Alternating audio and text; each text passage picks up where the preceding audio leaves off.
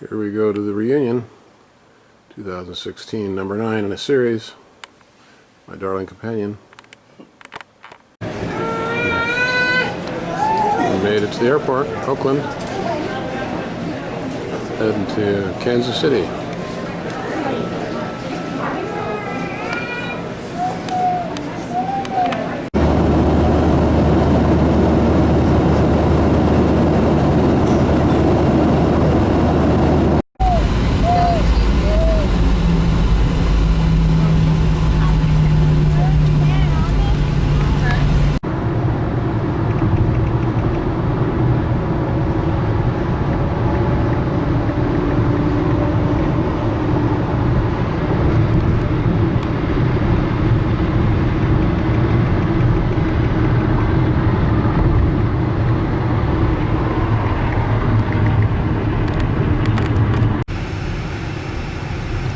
Into the town of Sedalia,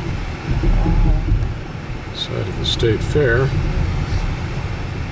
And Lula used to live here, and then Uncle George.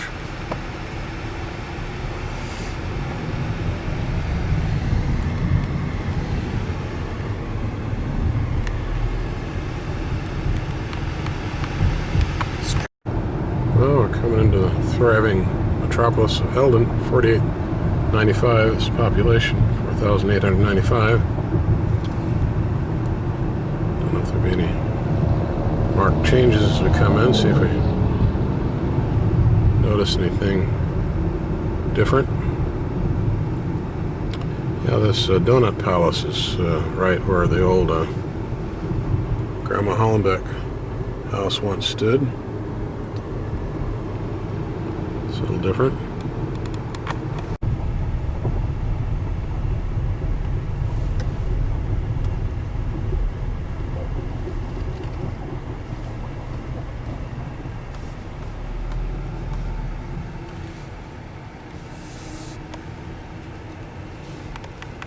The cabochon?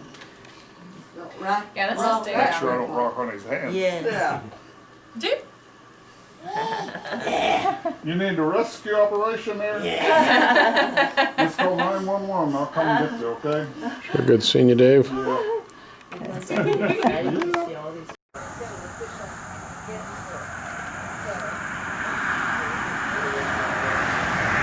It's good looking work there, Alice. Yikes! Yikes, we're Everybody stops moving. I know, you're looking like me. Okay, never mind. It's a documentary, Doc. hey. There's somebody we know.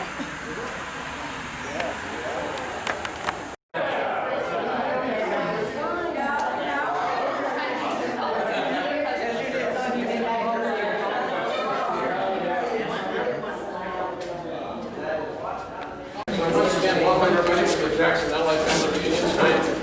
A series since 2000. This is our first time at the Miller County Museum and Historical Society. It was a suggestion of Ellis and bring the family up. This is a pretty neat set together and give you a sense of the history that we're all part of. But before we go any further, I'm going to ask Harold Jackson and his clan. A lot of what we're going to do today is by clan, and maybe a big one or a small one might be the only member of your clan. But that is today. I'm going to ask him to come up and start us out with a flag salute and a prayer. And so we thank Harold and his sons and other family members for being with us. So I'll also mention he gave me permission to say that Harold recently celebrated the 70th anniversary of his 20th birthday.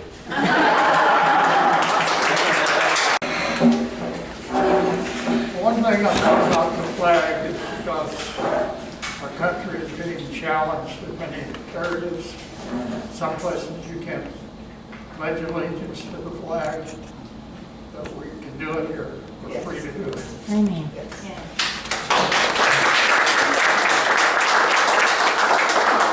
We stand up, short prayer.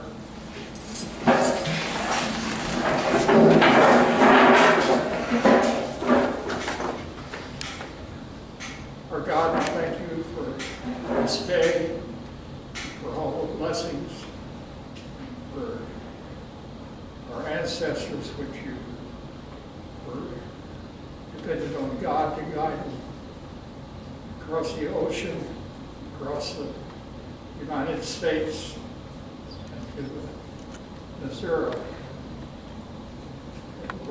We're very proud of our heritage and for what they believed in the family. It's a very strong family. And I ask that God bless each one of us every day in everything we do and say, and that He grant us wisdom so we can make the right decisions. Ask in your name, for your sake. Amen. We can invite Bill Jackson from Texarkana, Texas, with his wife Pamela, who's been so gracious to join us today and brought some special gifts. We're going to award them a little later. But have time to prepare a big manuscript, but they will speak from the heart and maybe have some stuff that will stimulate our curiosity, and we'll ask some questions of Bill and Pamela. Do you mind coming up, Pamela? Round of applause.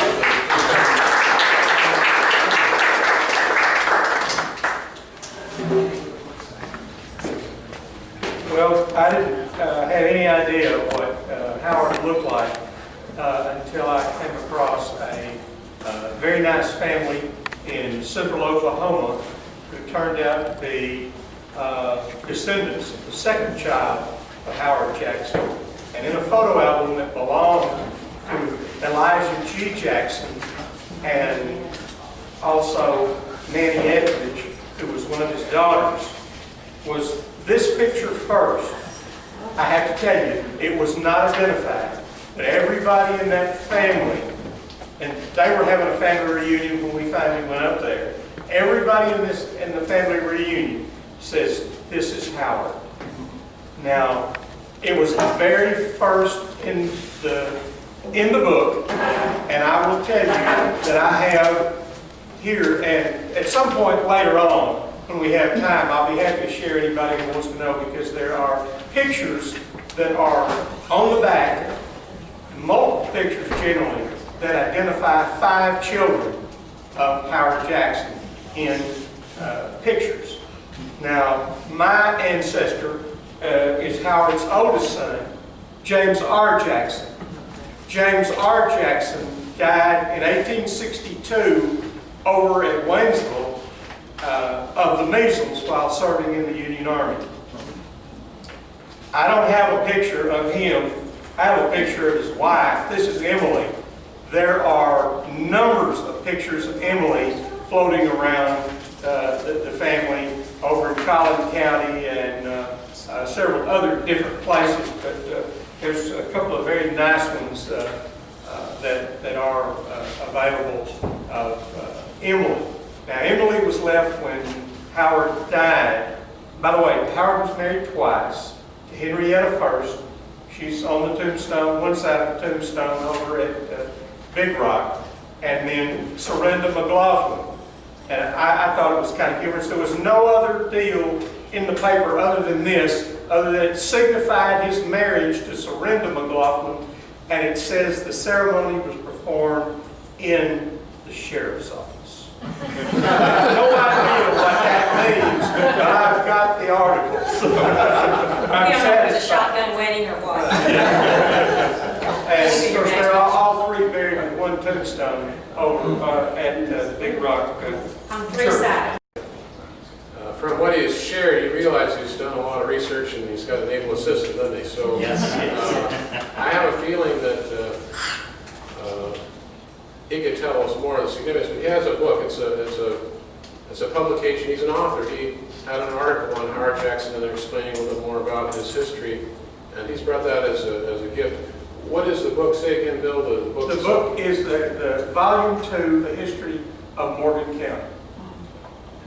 And so I asked Bill, and I believe Pamela agrees with it, and they're not publishing this anymore, correct? No, there are copies for sale, but they don't. Okay. But anyway, this is a very special thing.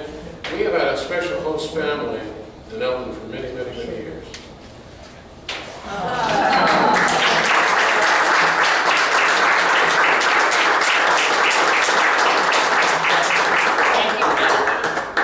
I'm not even a Jackson by name. I'm married into the Jackson family, and I don't think there's anybody in this room more proud of the Jacksons tonight. Except it might be that our granddaughter might be, because she named her son Jackson.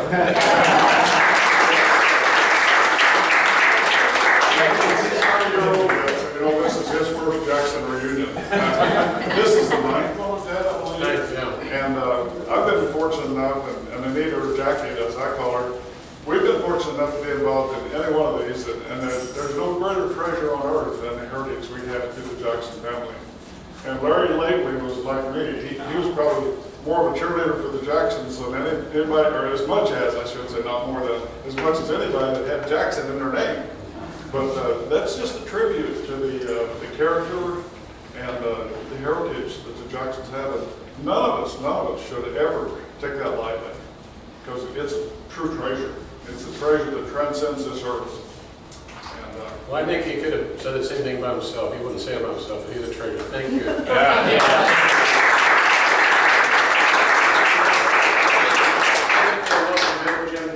I just want to add that in researching our family histories, Bill has done his side and I've done my side. And if you have been able to trace your family back to the American Revolution through your research, I would highly recommend, if you're not already a member of the Daughters of the American Revolution, join the organization. It's not a social organization, it's an organization that does community work and does project patriotism in our schools to our kids, as well as to our historical significance of our country. It's a great organization, and I highly recommend that you participate in that organization. Again, thank you both. Now I'm going to test your vision here, okay? Here's Howard Jackson up here as best we know it, and we just heard about him, okay? Let's skip over to his brother, Benjamin Woods. They're both buried in the same cemetery, so if you go to the cemetery tour tomorrow out of Big Rock, we can point those graves out to you. And then we're going to come down into Benjamin Woods' kids and focus on one, which is Benjamin Howard Jackson. So now we're going to talk about this row right here. These are basically siblings in the Benjamin Howard Jackson family. And I'm going to start with Arsino Elston Jackson. We always call him Uncle Siner. And I'm going to ask all of the Siner progeny or descendants to come up, and we'll kind of follow this illustrious example that the Kings have set to share a little bit about your patriarch, if you will, and that family. We'll ask you a few questions that come to us. Okay. And also maybe introduce who you are, because a lot of us know who you are, but for those that don't know you, go ahead and explain things.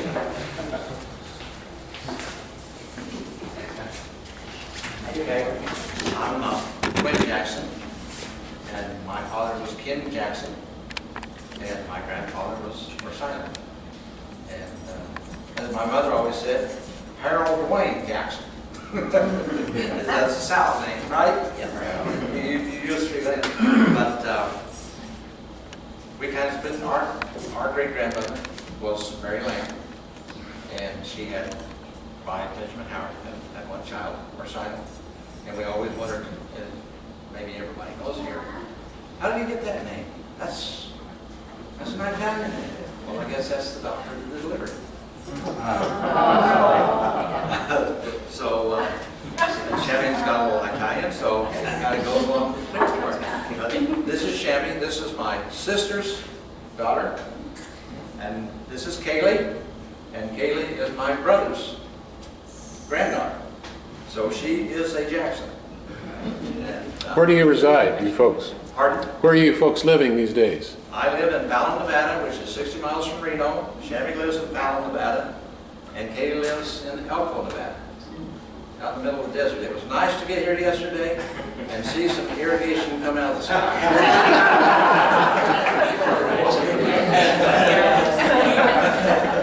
But the genealogy, almost everybody knows that. Orsino, my mom and dad would contract me out to him in the summertime.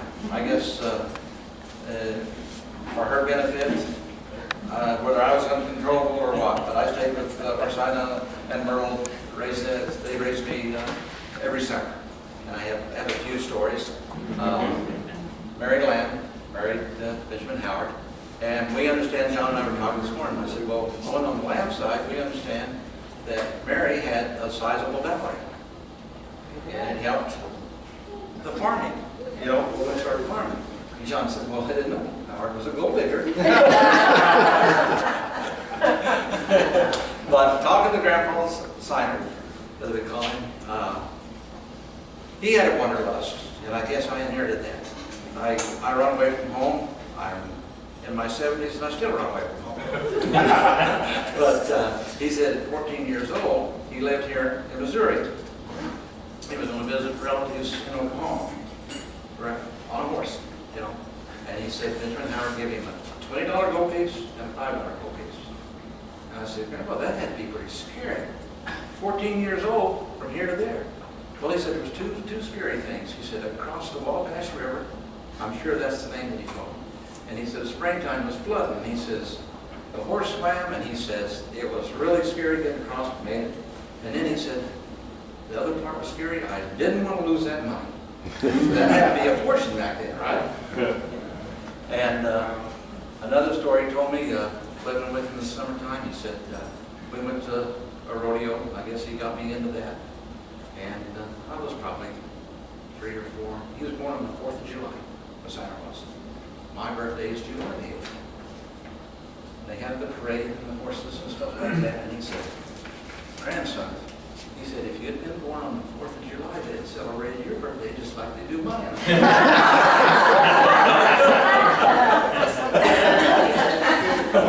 But anyway, we're from Nevada, we haven't made them all. We try to, and we love it. It's kind of, when you get back here, it kind of recharges the batteries. I love everyone. I'd like to talk to more of you throughout. I'm going to say what the chamois wants to say, and thank you. Thank you. This is fun. It's put faces and names, and hopefully we'll have a bigger one in 2 more years. Thanks for your help. No, good. I guess counties are future, you know? Yeah. Some people may not show up like me next time, you know, not because I don't want to, but. And bless your heart for coming in 8th grade.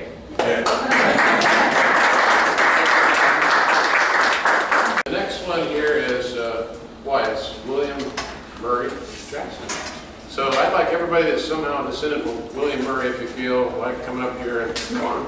And you don't necessarily have to say anything, but let's have some William Murray representatives up. And I'll stay because I descend from him as well. Anybody want to join me here?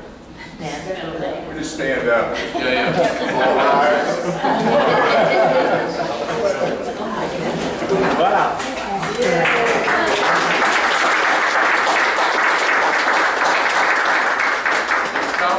Spouses too. And if you want a historic picture, be sure to get Harold and Jackson, who's asleep. That's right. Please don't wake him That's up. right. That's the oldest and the newest. So we want anybody who's capable of maybe sharing a story about Murray. Okay, And isn't it funny how many of you actually... Roy's got a million. Everybody votes for Roy. He says, I wasn't going to say anything. Up here, You twisted your arm. She started it. I told you. She'll start Dan, it. come up here. We want to have the oldest and the youngest descendants here present from Murray. Come on. Isn't it interesting how many of the Jacksons and Allen Lanes, you go by their middle name, I don't know, but not William. Some people say Willard, but I think that's more, that's first name. But hey, Murray, okay, here we go with you, Merle. Okay, so who wants to start saying something about our grandpa? I'll say just a few words. I lived in California as a kid, Northern California. When I was in first grade during World War II, my dad was drafted into the Army. My dad was Merle Jackson, who was Murray Jackson's third son. And so at that point, that would have been about 1944, we moved back to Missouri, moved to Missouri, because we should be close to family. I didn't know my maternal grandparents because they were gone by the time I was born, and Grandmother Jackson died prior to my birth. So the only grandparent I ever knew was William Murray Jackson, who was our grandfather. And so, as a 6-year-old, 7-year-old kid, my dad, who I was very close to, is gone off to war. Fortunately, he never fought, but he was drafted into the Army. But for those who knew Merle Jackson, he's sort of semi-legendary with his mannerisms and with his personality. And I think that John and Dan and Anita will attest to that. What happens in Vegas stays in Vegas. There you go. But my favorite story is actually told by my father, who may embellish this story just a little bit. But he said when he got to the draft board that the induction sergeant got up, and there must have been at least 100 inductees there. And he says, okay, he said, we want the top 2% of the toughest SOBs in this group to go fight the Japs in the Pacific. And when you do that, you're going to be in the Marine Corps. So you got to go through Marine boot camp, and then we're going to ship you to the Pacific. And my dad said, he stepped forward, he said, well, you got one of them right here. He said, I'm going to go kill those SOBs. We bombed Pearl Harbor. Now, again, I won't say all of the words that he used to describe that, but being a preacher's son, he was way out there. He was also a whiskey drinking, long neck drinking guitar player who had his own band at the age of 18. My parents were married at the age of 18, and I was the first child born in 1939. So the story goes a little bit further. When I came back here, the only grandparent I knew was Murray Jackson. And he took me under his wing. And during the 2-year period that my father was gone, he became my father. And he taught me a lot about life. Being a roving preacher, he taught me about the Bible, he taught me about the earth. He had a nice little farm out south of Belden. And I started going to Belden grade school. And my grandfather, Murray Jackson, was really a great building block and foundation into the foundation for my life. And I just want to say this, that he had gone through many hardships of his own. They came from Texas to Missouri. My dad's mother and your dad's mother and your dad's mother had passed away at the age of 49. And they were scratching out a living in Texas and came back to Missouri for a better life. And even with all of that, and all of the hardships of the war, and all 3 of his sons, 4 of his sons going into the service, he still had the intestinal fortitude to put his faith in God and to really put his trust in the Lord and not give up on life. And I think as you go down through the ages and you see all of these people in here who have turned out so wonderfully, I think it's a test to not only Murray Jackson, but all of the people of that time, when times were tough, that nobody gave up on life. They were not losers, they were winners. Yes. And they stuck in there and they did what good fathers and good grandfathers and good uncles and good aunts do. Those families were strong, and I think they're the reason that so many people in this room have turned out to be doctors and lawyers and preachers and engineers and those types of professions, that there's so many successful people sitting here, and there's a lot of people too who are named Jackson who are not here today. So that's what I remember about William Murray Jackson. He stepped in when my father wasn't here, and he and I maintained that close relationship throughout the years, and he lived to be when I was 22 and in the Army myself, is when he died. But that's my story about William Murray, what a great man he was, and I'll never forget the impact he had on my life. Right?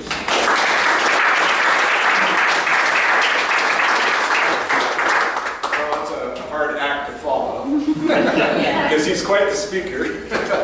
I have a little story that kind of relates to both of their father that was told to their fathers. It was told to me by John and I's father, and we'd heard this story many times, and always thought it was kind of cute, and I actually, I think the first reunion was able to come back to the scene of this story, which was out on Foot Road. I don't know, you guys obviously know where Foot Road is. It's out a little bit west of Eldon, and anyway, there was a barn that was out there that my dad took me out there one time and showed and told me, well, this is where that story came from.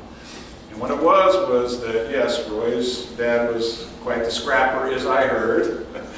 And his, yeah, my dad's Howard, which was the youngest brother of their dad, Uncle Merle and Uncle Lawrence. But they were quite good scrappers, I guess, and they were in the top of this barn up where the hay's kept and stuff, and we're fighting and, wrestling around and stuff.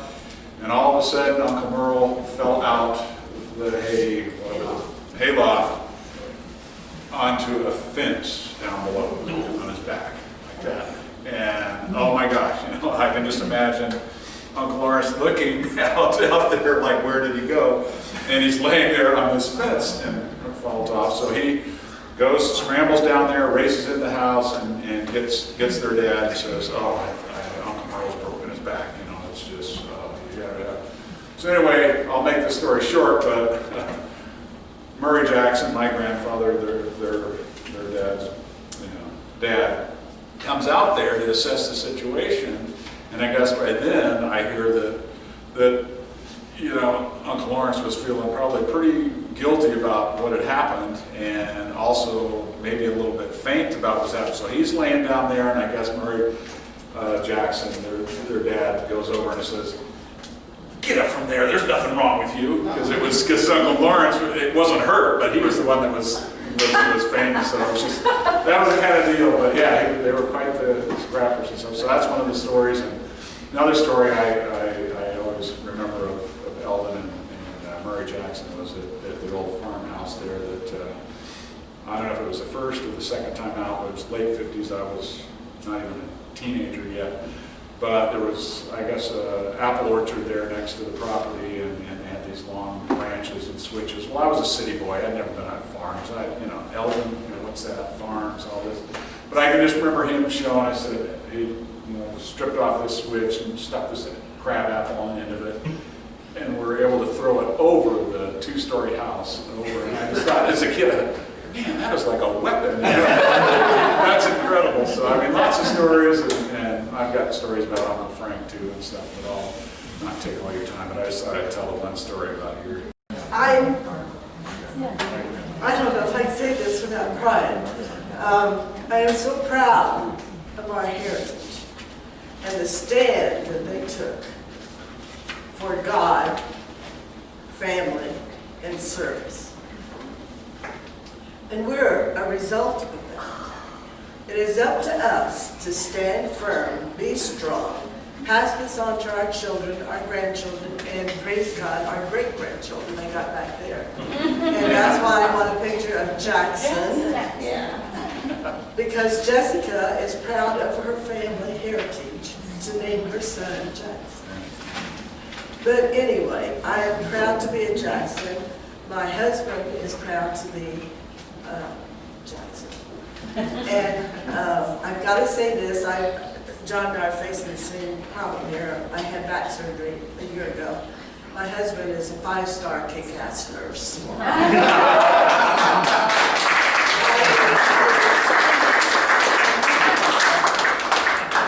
Sees the good and bad for good or worse. And all of us are passing this on to our children. It's not perfect marriages. It's hard marriages. Stick with it. Deal with it. And that's what our forefathers did. Our Grandpa Murray, our uncles. And we got stories about Uncle Merle, out the wazoo. Because he was such a character. And, but we're proud.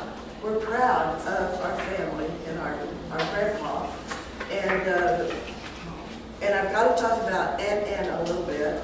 The spirits of our family is here, even though they're gone. And I think about Larry. Larry, would you stand up? Larry Lathan, his son is here. Yeah.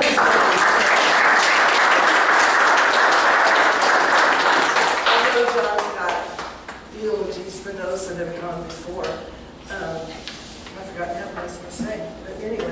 I'm just proud to be a Jackson. But I will tell one story that Dad told us, that the guys that served in World War II and Civil War, I think, were the hardest wars.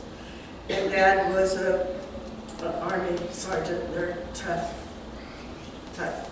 But he was on the cleanup committee after the war over in Japan. And the only one story that he told us as a family was he was on the cleanup committee, and his job was to go in and clean up the area for bombs and sabotage attacks. But anyway, he went in this one cave to declare it clean. And anyway, in there, he found an old grandpa with his 3- and 4-year-old son, and he was supposed to take care of him. He told him to go to the back of the cave. He did not speak Japanese, but he told them, go. They were strong, but they had compassion, and they had love, and they knew right from wrong. And that's so difficult. I'm not a soldier, but praise God that we have them to stand up for right and wrong, obey orders, and all of this. And I just thank for our service, and I recommend you guys that are here today. And I would like for you to stand up and scream. Yes.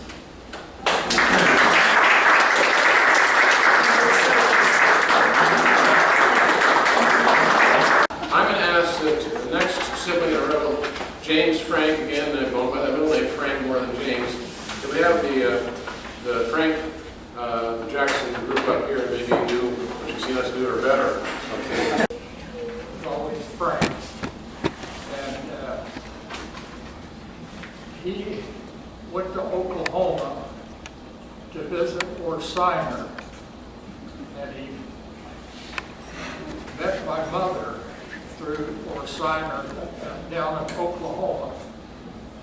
She was from a large family, about the same as the Jackson family.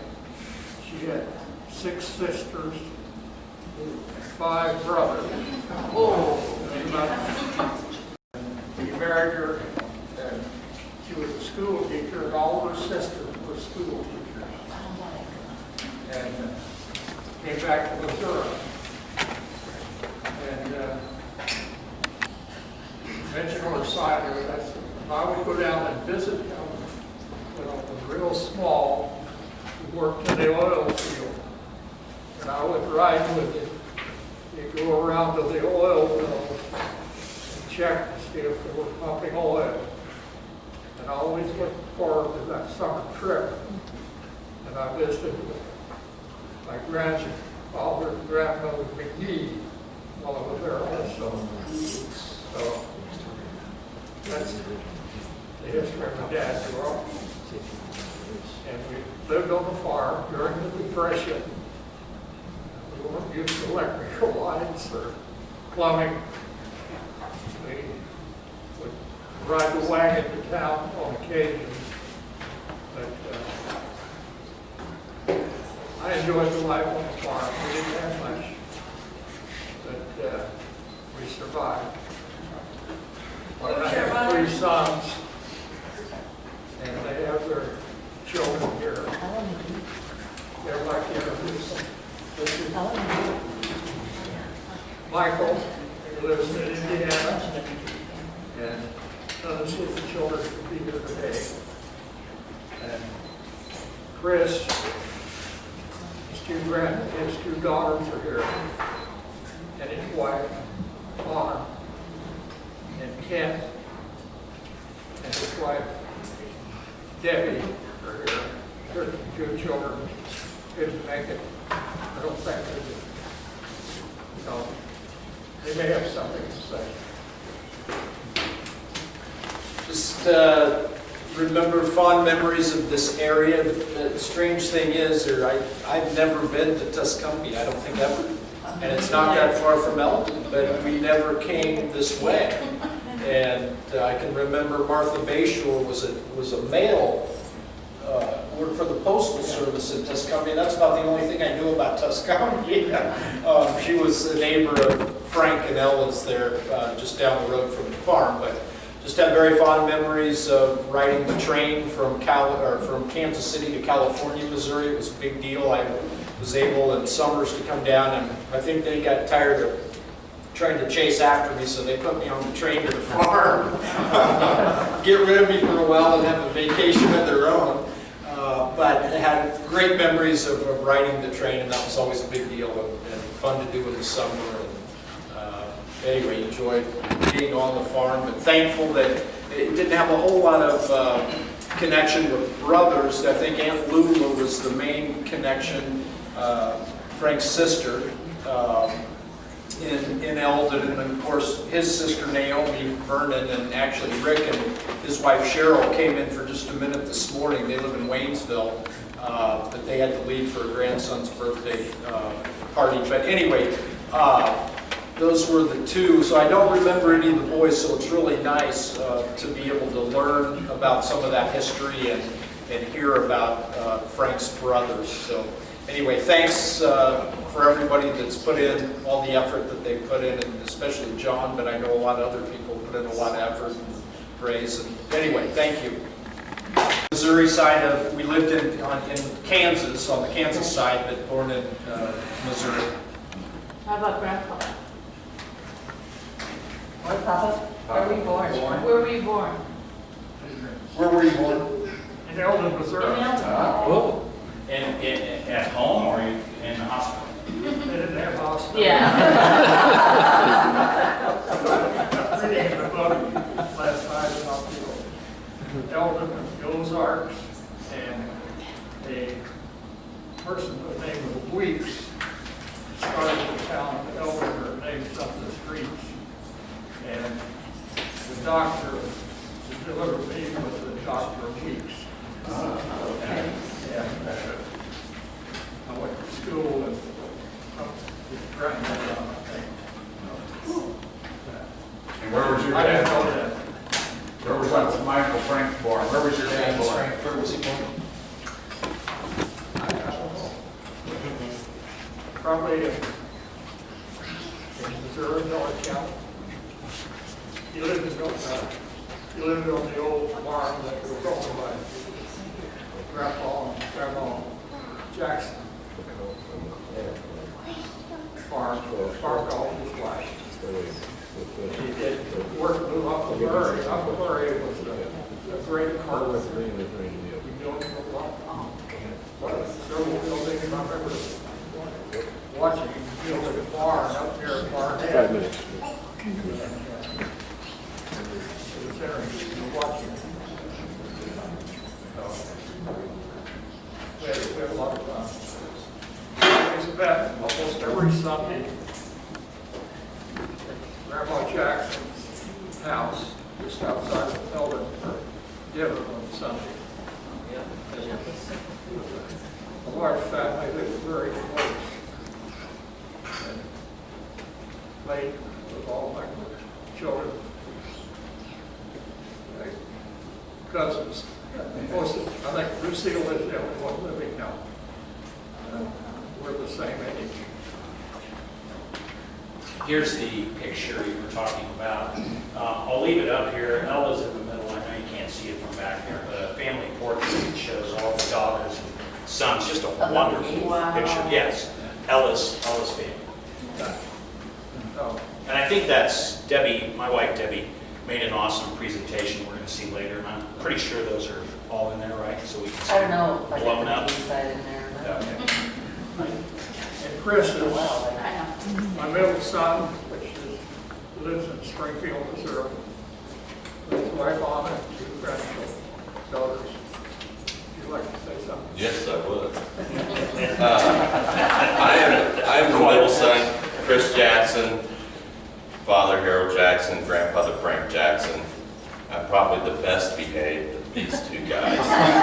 Probably so. I did want to say something, talking about country and service, and Frank Jackson was a World War I veteran. My father was a World War II and Korean War veteran, which is extremely proud.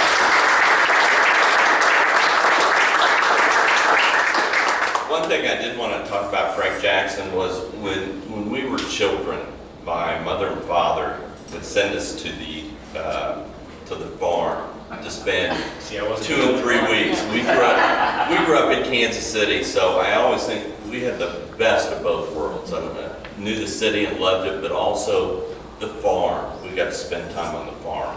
And one of the things I remember about Frank Jackson and his wife Ella, my grandmother, were the times that we'd sit down for dinner. And it was always, I guess, in the farming community, the dinner was lunch, you know, and that was not familiar with me, but he would always turn while he was eating and face the TV. And of course, we were a bunch of chatter Cathys and talking all the time. My grandmother always said, keep quiet, he needs to listen to the news. And I always thought that was so strange, but he was a farmer. And, you know, he wanted to know what the weather was doing and hear what was going on because he went out and worked the land. And he extremely hardworking. And I think that passes down not only to me, but maybe. But my father, it's so interesting. And even this last week, he is 90 years young, and he still works 40 hours a week. Wow. And it's just, that's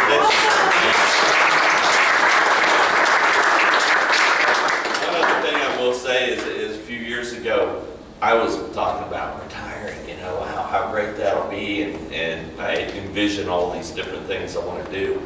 And he said to me, retire? Why would you ever want to retire? You should always work. And it's like, but that's just the way his father was, Frank, and he is. I may end up that way, I don't know. But anyway, it was a very interesting experience to see the farm versus the city. And like I said, I always cherish that as, you know, the best of both worlds. Anyway, that's all I had.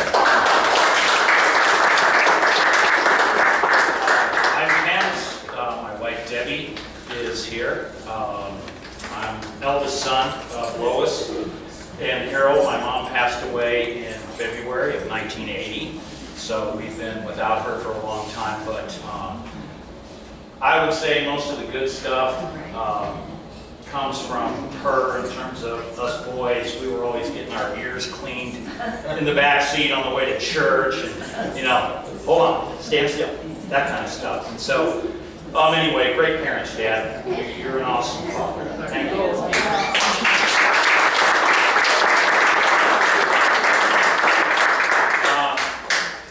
Man, I got so many stories from, I was told I was the one sent down to the farm because I was the oldest because I was trouble.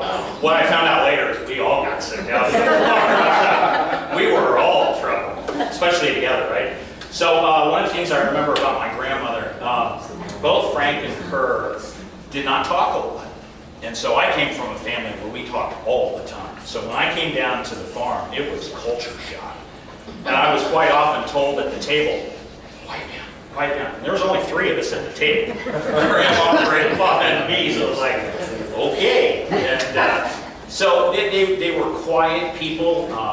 Several things you don't understand when you're a kid and you're growing up, and you think back as an adult to the different things that you notice. One of the things I remember is my grandmother had a wicked pair of scissors. We have orange wasp in Missouri, and they're aggressive. If you come close to the nest, you'll see the soldier wasp, or whatever they're called, guard wasp, and they'll focus on you, and they'll move with you. And so I always like to go after the nest, and I'd get stung, but I didn't really care so much. I thought it was great fun. But my grandmother would always go after him with a pair of scissors. Oh. So whenever a wasp would get in the house, which happened all the time on the farm, right? She would get her big scissors, and I would watch her go after a wasp in the kitchen. She'd trap it in the window and snip it right in mid-body. Bam, done. So that made a big impression on me as like a 5-year-old boy. The other of her is we would go down the gravel road from the farmhouse into town, usually just once a week on Saturday, to go shopping at the grocery store, get what we needed. Grandpa would go to the MFA exchange. Loved the smell of that place because they would mix molasses with the oats and the corn, and I remember as a kid it just had this incredible smell. And I loved my grandfather, and he was well respected, so I remember always watching how people reacted to him. And it was just awesome as a little guy to follow around this, what I thought was a big guy. He just commanded such respect because of his character, because of who he was. So that was noticeable and very important. The car ride, sorry. I'm doing a little bit what you did, excuse me, I'm kind of wandering, but we would go into town and we would be driving down the road. Grandpa would be driving down the road and we'd be going maybe 10 miles an hour. I mean, I could walk as fast as this car was going. And Grandma was always going, slow down, man. Slow down. I'm sitting there going, well, we better stop then. She was wonderful, and whenever he'd back out the car, she would go on high alert. Anyway, my favorite story about my grandfather was he's a beekeeper. And he would be called to swarms of bees in the area because he knew how to flesh out the queen, to get her into the box, shake the bees into the box, and if you were successful in getting the queen in the box, then quite likely the hive would stay, and you'd have a brand new producing hive. Well, he would have like 12 or, I don't know, how many did he have? I mean, it seems to me at 10, 12, maybe more, beehives, and I would watch him in the sun. As the sun set, you could see literally thousands of bees coming in for the evening. And he would stand out there and lift up the top and check out the comb. And seriously, there had to be, I'm sure, thousands and thousands unfazed, no problem. And I asked him, I said, because I was scared of bees as a kid, I said, how do you do this? And he basically said to me that they know me. And I thought, wow, what a connection. And Frank had an amazing connection with the earth, and that's why he got the farm. That's why he was such a good farmer, is he seemed to have an intuitive knowledge of how things worked. And he provided the family during the Depression food from the apple orchard and the ponds and all that. So, an awesome guy, but I'll finish with this story. As I understand, he had an incredible eye. They put him up in the crow's nest on ships in the ocean at night because he could see stuff that nobody else saw. So where I'm going with this is he would follow bees because he knew when they drank in the pond that was their last stop before they went back to the hive. So he would literally follow, running through the woods sometimes, this bee back to the tree. He would mark that tree, and then in the wintertime, he would go back when the temperatures were cool and the bees were not active. He'd cut down that tree, and that's how he would get another hive that provided money through the sale of honey and just the use of honey in the family. So really scrappy guy in a very different way maybe, but awesome grandfather. Love him very much, miss him. Very kind and very gentle man. So. How old was he when he passed away?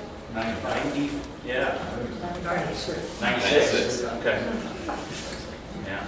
Thank you, guys.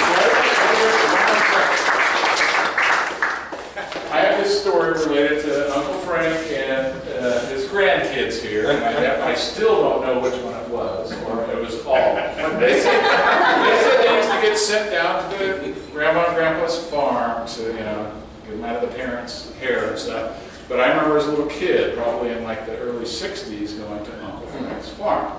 And I remember hanging out with some of Uncle Frank's grandkids.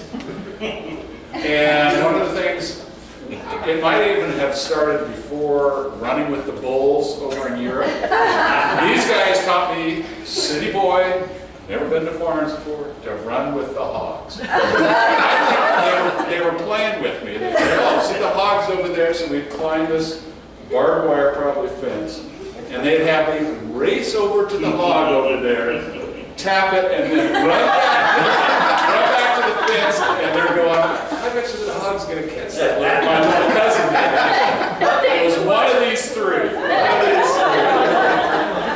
So I know why they got sent to the farm. Yeah. To pick on the city boys. Just a further comment, Grandpa always warned us that we had a bull, a big bull, and we would always scan the field, and if we didn't see the bull, we could bank it down to the pond. And then when we were at the pond, we'd always keep an eye out for that bull. So pretty funny. We were Johnson, and this is Dewey. And this is Linda, my oldest brother's daughter. Gerald was my dad, and Gerald was her dad, and I'm the youngest. And if I'm correct, then there's only 3 first cousins left of the grandchildren, and Harold, Lucille, and me. So the rest are the the rest of you are the next generation. So, but we lived on a farm west of Eldon, and I remember going down to visit mainly Uncle Frank. Of course, when I was born is when Grandma Jackson died. So she died in November of 1943. So I didn't know the grandparents at all. So it was the uncles and aunts that we visited, and Aunt Ruth, and it seemed like they had the 3 cousins together. There was Harold, Lucille, and my brother Gerald, and then there was my sister Lois and Larry, Lavely, and Roisin. Those 3 cousins. And then it's like I felt cheated because I didn't know cousins. And again, the Jackson name is a good name, and it's gone down through there. And watching Uncle Frank with the bees was just, how do you do that? There's a bee, how do you follow that? So I remember those and seeing it. You know, so it was just kind of just all the stories that were there. And of course, Uncle Murray lives south of town, and going there to visit those. So we would go to visit back and forth with everybody. I just didn't have any cousins. So it's nice to have the other cousins. Where do you live now? I live in Parsons, Kansas. I live in Excelsior Springs near Kansas City. I grew up in Warrensburg, and I love Ignore my crying, I just cried. So I love Told her she could have leftovers. I got to go to Frank several times, and I don't think you Audrey boys were there then. It's those guys. But anyway, I love Just a visit. there. But something that's very dear to my heart today is nature, conservation. Next time's coming. Anyway, my dad said that Grandpa Dewey was one of the founding citizens and farmers who went to start the Missouri Conservation Department. They started in the 30s, and they called for citizens, especially farmers, to come to Jeff City and give their input. And Dad said he went to several meetings there, and today the Conservation Department is one of the best in the country. Pretty top 3 in the country.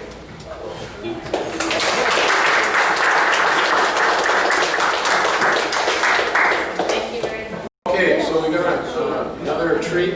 We're going to ask for Larry Lavely's kids to come out. He was always so faithful, such a good cousin. And Ruth was his mom, and he loved her dearly. And so we're going to come share with Ruth and Anita. Come on up here. Well, you could, but are you afraid to come up here? The main thing I remember about Grandma Ruth was she was very quiet, but she made the best chicken and mashed potatoes and gravy I've ever had. And we would over there Sunday morning a lot, after church. So I remember that.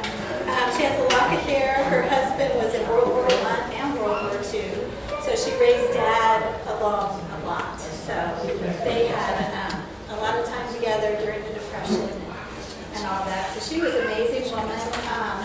I also, She's very quiet.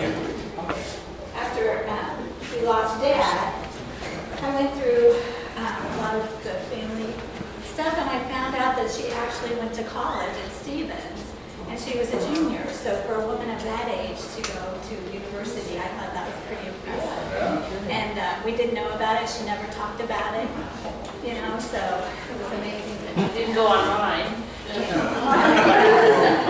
I remember her as being very loving, very sweet, and Dad loved his mom so much, and of course we loved him. We lost her at 66, so I was only a junior in high school, but see all of you guys today, and it's nice to be here again. So, yeah. He was amazing. Yeah, my dad knew all the history, so I'm kind of ignorant, and I apologize for that. He was an only child as well. We traveled all over the country together. He and I went to probably every national park west of Mississippi over 20 years. Wow, that's Like, great. I don't know how many miles. We hiked down to the Grand Canyon. He's a lot of fun to be around. Talk more than I do. I don't think so. He didn't talk to her. He was quiet. He was driving and driving, and I know the last time he was down here, he left unexpectedly because he had to get home before sunset. I wanted to just come down, but after that, that was probably the last time he drove ever. So, but he was going to come down and see the Jackson. Yeah. So he made it. He made it. He loved you all. Ohio Loved you all so Jeffrey? much. I'm sorry. Kansas City. Oh, Kansas City. Yep. Yeah. Well, thank We you. have a brother too, but he didn't make it. Thank you.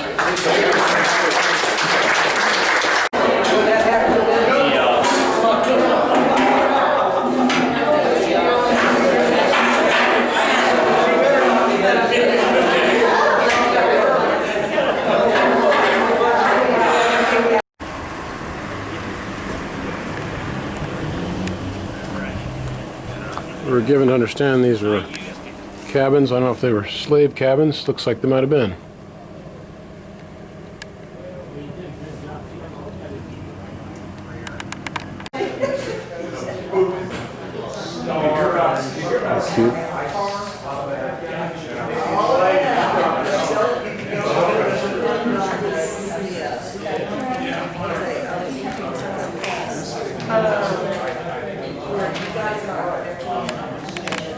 What's this, what's this, what's this? Okay, I think that chart, and I'm not volunteering because I'm not good with graphics or computers or smartphones, I only have a dumb phone, is you go to that level that's on that chart, and then you go the next level, and then you go the next level. Everybody that has come to the reunion and everybody that has the potential of coming. So when somebody like you comes, they go, there I am on that chart.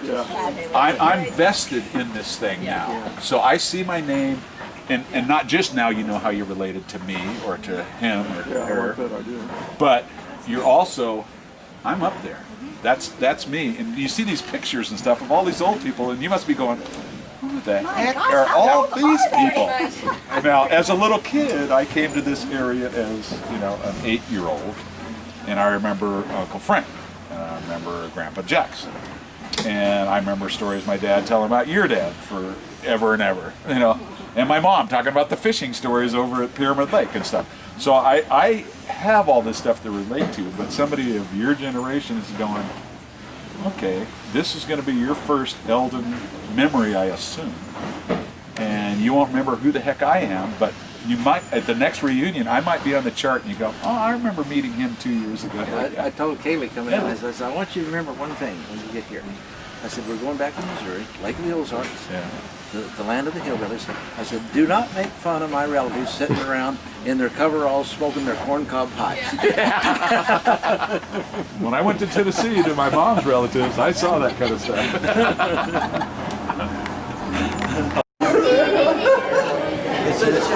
It's an inherited trait.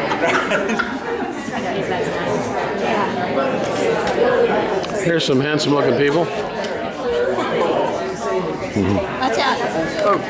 Lord's house this morning. Welcome to Big Rock Church. It's good to see some faces again that I haven't seen for a year. Praise God. Wonderful. I think we need to pray a little closer. Hear more often. Welcome to the Lord's house this morning. And if we could, let's stand this morning and give our just cherish the time that we have been blessed with to give to the Lord this morning, and just praise and worship our Father this morning.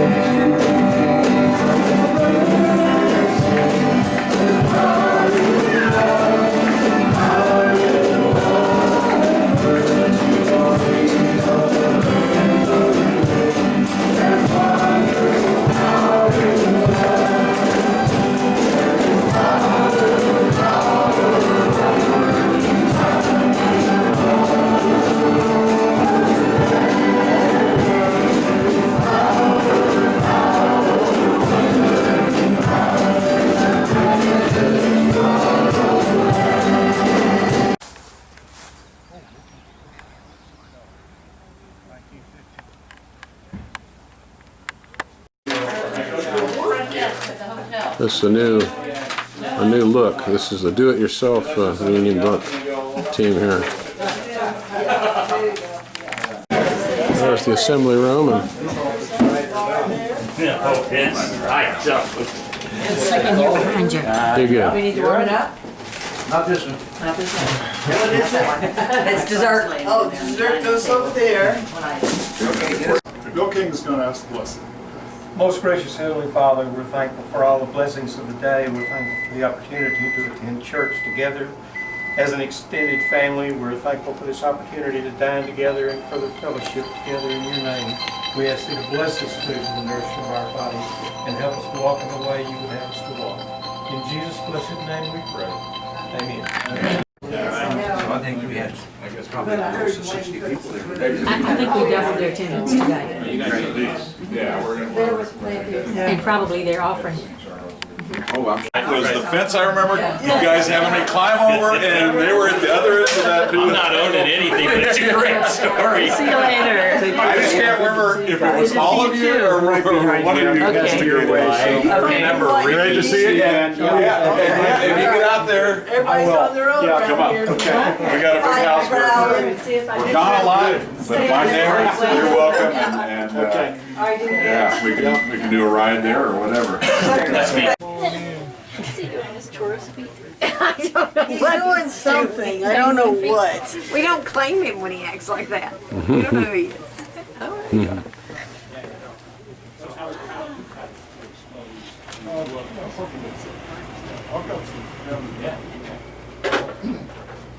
Sometimes I'm organized, not always.